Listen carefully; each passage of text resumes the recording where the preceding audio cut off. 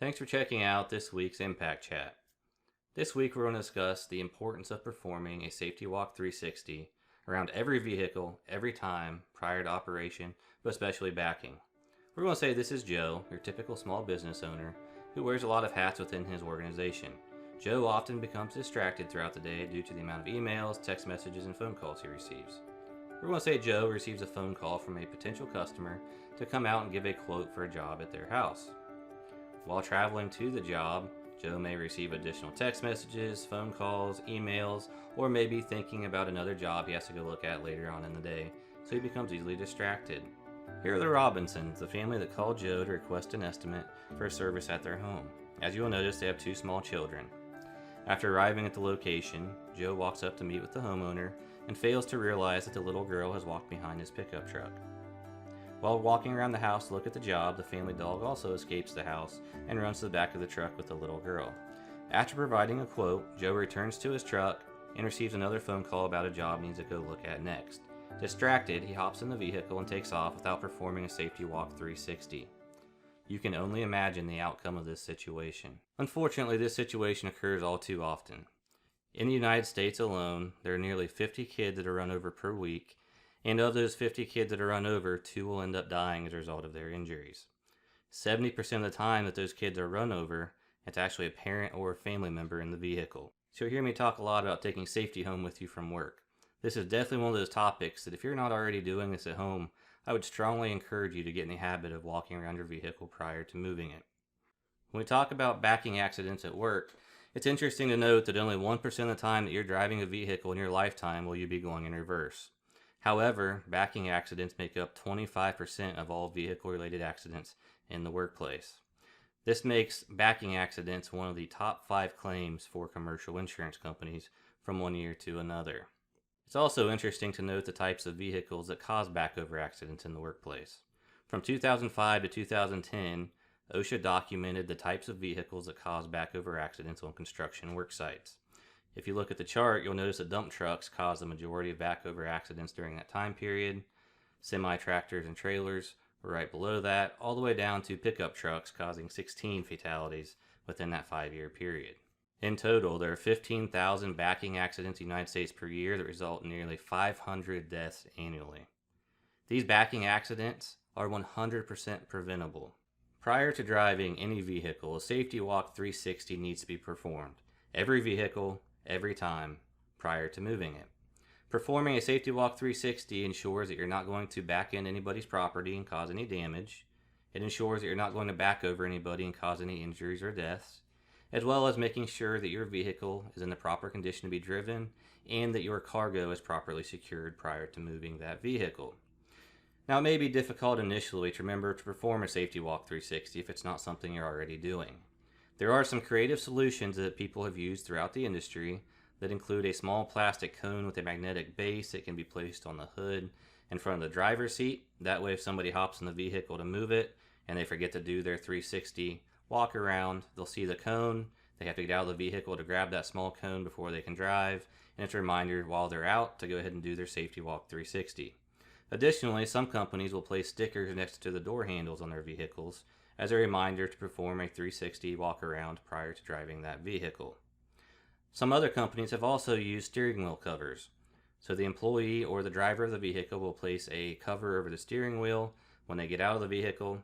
If they get into the vehicle without performing their Safety Walk 360, there's a cover on the steering wheel before they go to move as a reminder that they need to get out and perform that Safety Walk 360. Obviously, none of these methods are going to ensure that the Safety Walk 360s are being performed 100% of the time.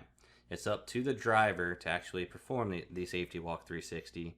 However, these tools can be good reminders in the event that the driver was simply distracted when they got in the vehicle and it slipped their mind.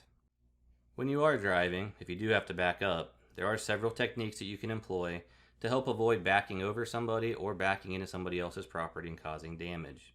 If there are 2 or more people in the vehicle, OSHA recommends using a spotter, meaning somebody gets out of the vehicle and acts as a spotter to guide the person backing the vehicle into position without backing over anybody or backing into any property. If a spotter is used, it is very important the spotter and the driver understand each other's hand signals. There are general hand signals that OSHA recommends to be used. However, as long as the spotter and backer are on the same page with the hand signals being used, they can use whatever signals they choose. It's also important for the spotters to maintain visual contact with the backer at all times.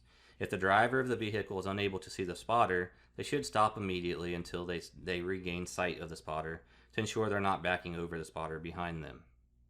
It's also important for the spotter to stay out of the path of the vehicle.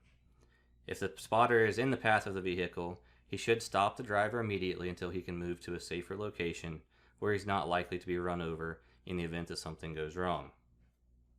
If you are driving alone and have to back up, there are several things you can do to help avoid causing any backing accidents. If it's safe to do so, prior to backing up, hop out of the vehicle and walk around the area where you intend to back up at. This will allow you to ensure that there are no people in the area that you could possibly run over, as well as to make sure that there's no property or situations you need to be aware of prior to backing to help avoid causing property damage. If you have to turn around, especially on a public roadway, it's important to keep in mind it's always safer for you to back into the driveway or the area where you're going to be turning around at, as this provides you a better line of sight when you go to pull back out onto the roadway. If you pull into a driveway to turn around, a lot of times you will not have very good sight to see if traffic is coming, and so you're backing blindly out onto a public roadway with traffic on it, which is never a good situation. Whenever you have to park a vehicle, it's always best to park the vehicle in such a manner that whenever you go to leave again, your first motion will always be going forwards rather than backwards. Additionally, several companies require that when their employees park their vehicles, they place a different colored cone than what they use for traffic control, such as a lime green cone, either at the front of the vehicle or at the rear of the vehicle, which requires the employee to do at least a partial 360-degree walk around prior to moving that vehicle again. Several companies have employed backup cameras in their vehicles.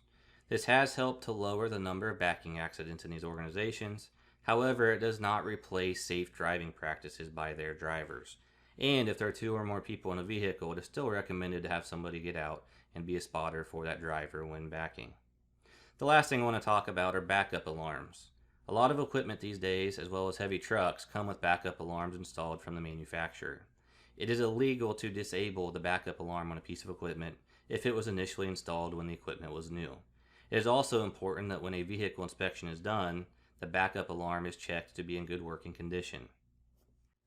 So remember, whether you're driving a vehicle at home or at work, never attempt to back any vehicle if you're distracted or on a mobile device, as you are not aware of what's going on around you, just like Joe was unaware of the child and the dog that run behind his vehicle. Always remember to perform a safety walk 360 prior to moving any vehicle. Every vehicle, every time.